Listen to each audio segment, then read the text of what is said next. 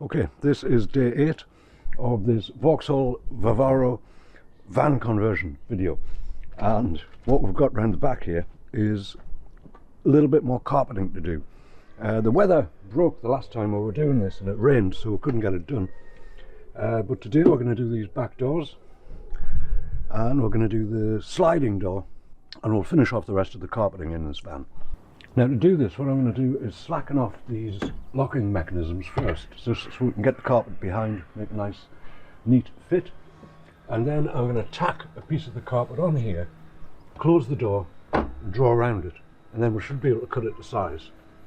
So to begin with, we just want a little bit of this adhesive on there, and we want a little bit on the carpet also.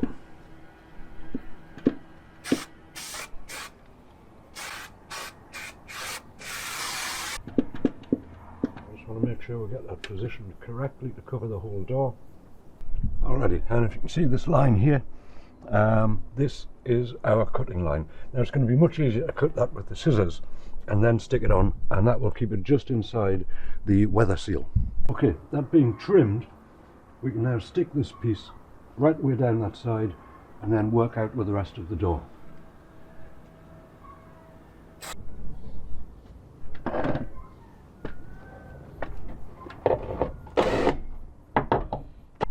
Okay, that's the door largely covered. Done right up to the trim here, and I'll put that trim back on. Now, next thing we want to do again is just put a relief cut in there and push it in around the window, same as we did the one inside. Alright, so we've got that one majorly done. Window needs a little bit of a clean up, obviously, and once we get the trim on that, that'll tidy all of this fluffy sort of stuff up where we've had to cut that round the window. Looking good. So the last thing we want to do with this is just cut out this panel here, so we can put the door trim back on there, and there it is. So exactly the same procedure with this door and with the sliding door.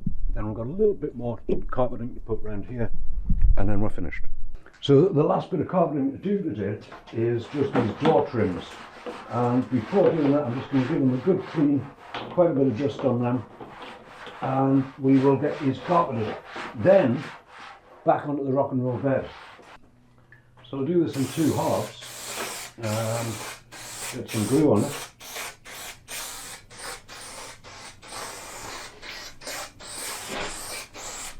and some glue on the carpet.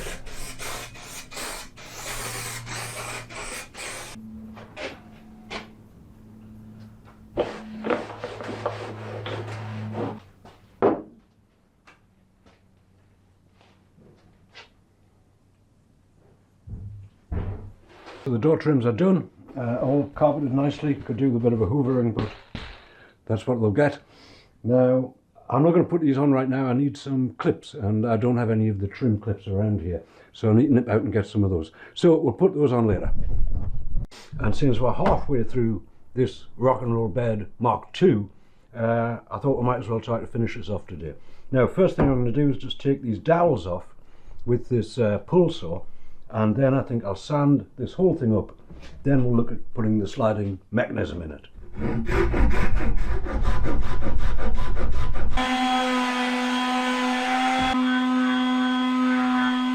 Okay, now all of the dowels and everything are sawn off and sanded down. Next thing to do is to put these runners on. Now these are 750mm long, extremely strong, and first thing we want to do with that is just take this front section out. There's normally a little clip in there. Take the front section out, and that will just make that a little bit easier to handle. Now I'm going to put this on here, and I'm going to raise it just a touch. I'm not going to put it flush with the top of this. If I put it flush with the top of it, the seat bases will slide against the wood, and I don't want that to happen. So what I'm going to do is, there's a little ridge on here. I don't know if you can see it. There's a ridge on top of there. So this back line just behind the ridge, I'm going to put flush with the top of the wood, and that will give us, seriously, it's about 2mm over, but that's enough, you know. So we want it to be square with the front, square with that back edge, and then a few screws in there. Alrighty, and with them on, the next task here is to make the front legs for this, and we're going to make this out of this timber here, which is 69 by 18, I believe. Now this overall height was 32, and I'm going to make this about 2 mil shorter. I'm going to put a foam pad on the bottom of it, which will bring it back up by about 1 mil, and it'll just have a little bit of clearance on the floor, so it's not dragging on the floor when you pull the bed out. So that wants to be 31.8 mil, and we need 4 of them. And with these, I'm just going to put them together like that. So I'm going to drill a couple of holes through here to screw that in, glue and screw, and that'll be good. Okay, and with them done like that, we can put this on the front and take a measurement from there to the very back of it, and that is saying we want 700 mil. So on another piece of this, 700 mil long. Another 2 pieces actually. So that will screw onto there. I'm going to do the pocket hole screws with this and screw it onto the front there, sorry, onto the side of this. So with the 2 side pieces measured and cut, what we want is a couple of pieces for the front of this. And the way I'm going to do that, I'm going to mark where these legs are on the frame. Then I'll simply measure between, because these are wobbling about a bit. So now I can measure between these 2 and cut another 2 pieces to that length. And with these front pieces cut to size, I'm now just going to put a couple of pocket hole screws in both of them. And just drill down here. This is like a pocket hole stepped bit sort of thing. So to put all this together, we've got our pocket hole screws in here. This is the side piece, and I'm going to put both side pieces on first, and I'll show you why that is in a moment.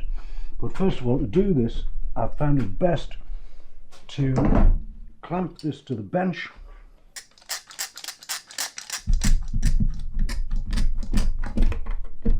Otherwise what tends to happen is when you put the screw in, because they're on an angle, it tends to sort of do this, you know, and not leave a very nice finish.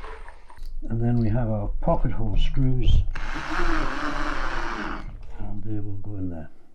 These side pieces on here, but what I'm going to do is mark out where the rail is going to fit onto these. The other part of the rail needs to fit onto these. So now, that being that, we're having these marks. We can run that mark down, and that is the top of the rail. And that being that, we've got a line on there, so we want to put this rail on the line, just flush up with the front here. What I'm going to do is put a couple of brad holes in there, so that our screw goes fairly precisely. Because if we get that wrong and it moves like this, then it's not going to fit properly, or it's not going to slide as well as it could. All good. Same with the next one. Alrighty, so with those 2 fixed on, the next thing to do is to put these cross patterns in for the fronts, and these are going to sit just like that. And again, with that, we just want to put a line of glue, and we'll clamp that up and screw it all together. Okay, and with the frame put together, got to be a little bit careful with this. It's still a little bit shaky until we get the rest of the bed built around it. But they should slide into there, and so should. That one's got it.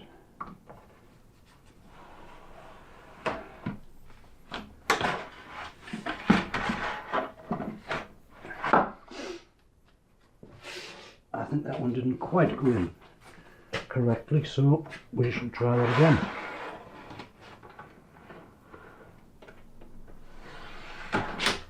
That's better. Okay, that's looking good. That will slide out.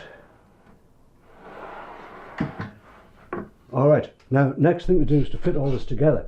So I'm going to rearrange the workshop so I've got enough room, and then I'll put the boards that were made yesterday on top of this, and we'll get the whole thing working. Alrighty, so I've cleared a bit of space in the workshop, and so far as this goes, that is looking very good. And the next thing we want to do is get these boards on top of here. Now to do that, I'm going to slide that all the way out, I'm going to take the boards and then I'll just try to get that onto the frame.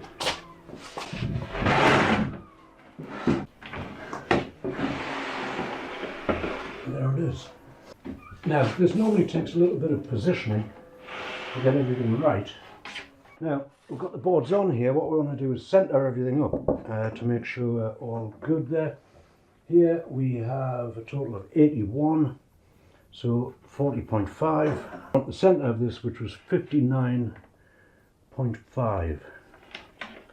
So we have those there, marks. What we want to do, we want to know where these runners are underneath here.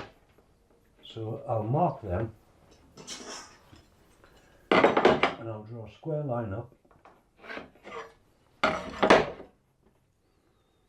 And now I'm going to put a couple of holes in here and I'm just going to screw it in with just a couple of holes to begin with, because it may need to come forwards, may need to go backwards. We'll see how that goes.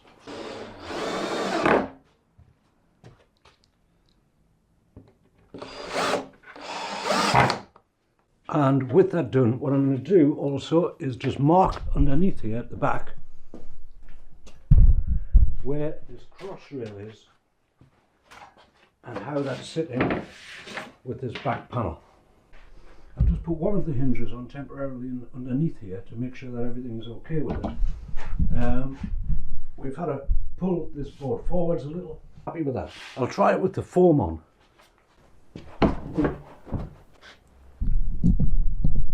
That's all right. In fact, it's very good. I like it. So what I'm going to do here is tighten all of this up.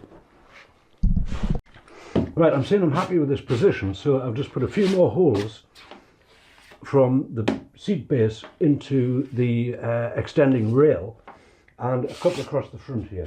Now I'm just going to countersink them and screw them in permanently, and then we'll sort the hinges out on the back.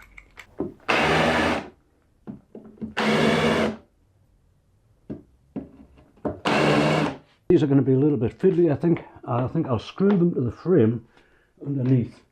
Then we'll have to tip the bed up on its side to screw them to this ply.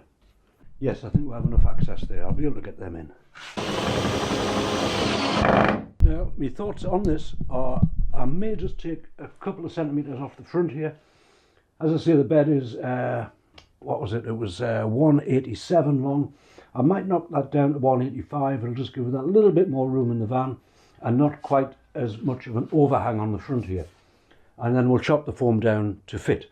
And we'll end up with the bed, I think, 185. Okay, decision made with that. I have taken another couple of centimetres off the front there. So we now have it at just over 6 feet long.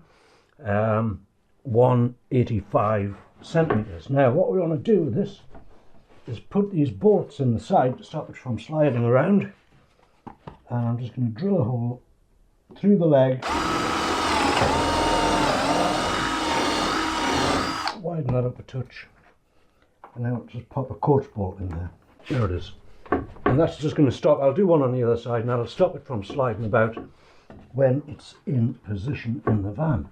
Okay, so there it is. Wooden rock and roll bed, Mark II. As I say, I've cut that down a little bit. I've put the pull strap on and I've put this heel on the back of it just to stop this cushion from falling off when it's in the van. Now what I'm going to do tomorrow is I'm going to put this in the van to see if there's any other adjustments that need making to it, and once I'm all happy with that, we'll get on to the next phase of this. Now I think the next phase, the next thing I'm going to do, I'll start measuring the ceiling. The ceiling needs fairly accurate measurement. I'm going to make that in the workshop and then I'm going to stick it in the van. That will be tomorrow though, it won't be today. So that was day 8. Good day, I think. Got some progress made. If you've enjoyed the video, do give it a thumbs up. If you would like to see how this van turns out, do consider subscribing to the channel, and I thank you very much for watching.